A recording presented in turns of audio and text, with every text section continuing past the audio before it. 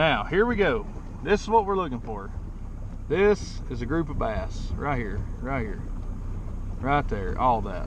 So what we're gonna do, we're gonna hit this little waypoint here, right here, and then we're gonna hit a waypoint on the other side. And that's gonna put those 2 waypoints up there.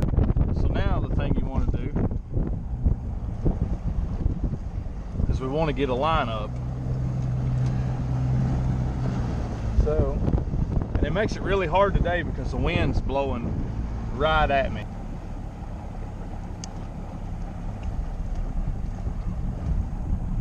We're just gonna buzz right back down through here.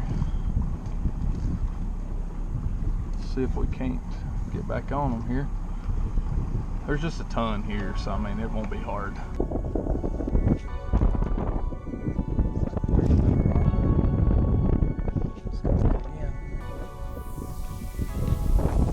There he is. Got him. Feels like a big one too. Yep, that's another good one.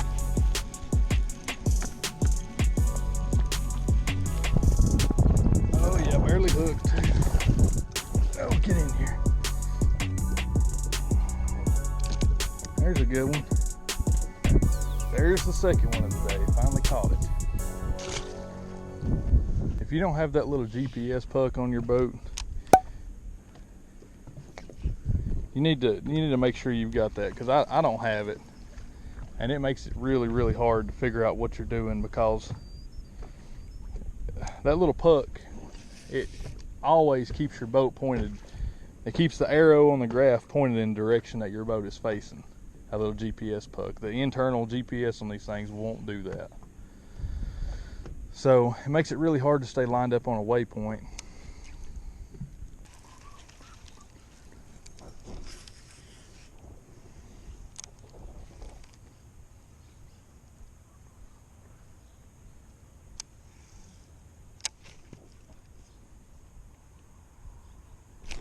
Oh boy.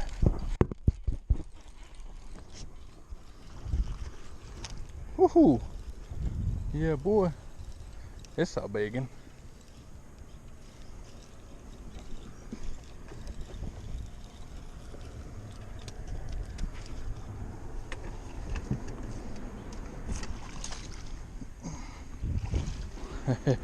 Hey, hello, Smalley.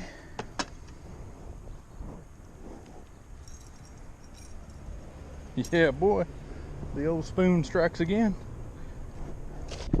So here's what I got going on. I've got my map zoomed in to where I can see my waypoints. Okay, these two red whatever buoy things they are that I've got marked on here is where I've been keeping my boat.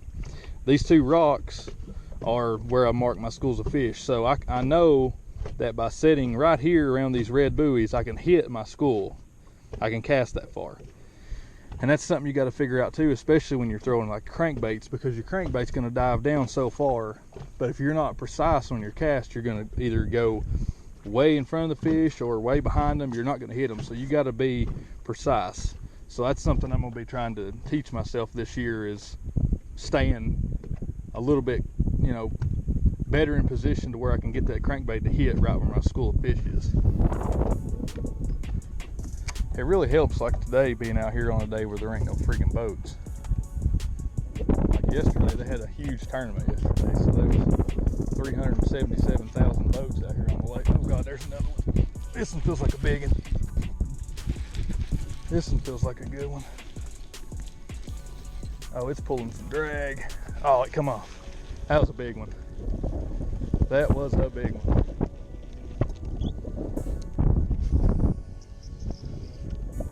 Okay guys, so I was going to do a quick rundown of my setup on this spoon. I'm throwing a Nichols spoon. This is just their standard 6-inch spoon. This spoon already comes pre-rigged, split ring. It comes pre-rigged with a really good barrel swivel. Number 2 round bend feathered treble. This thing will stick them. It's not a really super thick gauge, so it really does get good hookups down a little bit deeper. I throw this on 17-pound line. I throw it on a 7-foot medium heavy rod, and I really like a high-speed reel. you want to experiment with your retrieve. So what I found today was double hopping. It was working pretty good. And what that is, I'll pop it once and then immediately pop it again. That gets it really high off the bottom. Sometimes they want it just barely hopped up, you know, real slow. Because I know a lot of times ripping it really fast can actually separate your school, and you won't catch them. So sometimes they want a more subtle presentation with a spoon, and this is all just from my trial and error for the past 2 years. I've been throwing this. This will be my second year actually throwing the spoon. So this spot right here, this is just one of the spots that I was fishing. It's no big secret. This spot right here is a pretty big community hole. But what it is, you've got your main channel that runs down through here. This is your deeper water. Up here in this white is your more shallow water. And these black lines that are running down through here, that's your drop off. That's where it's really steep. Your lines are close together. It's really steep. It drops off. Now I've got those waypoints marked right in here. So every one of those is a waypoint. Like I said, that's you know, that's just one spot. Literally, I just pulled up there, I graphed it, I found them, I started making some casts, and I caught them. Now, you may have to run around everywhere to find them, because today I went back to that same exact spot and they were not there, nowhere to be found. They were still pulling lots of water, they were still generating. I checked the TVA app yesterday, they were generating all day. Today they were generating all day. So when they start generating and that current really gets to moving, that's really what causes those fish to set up on those ledges and feed.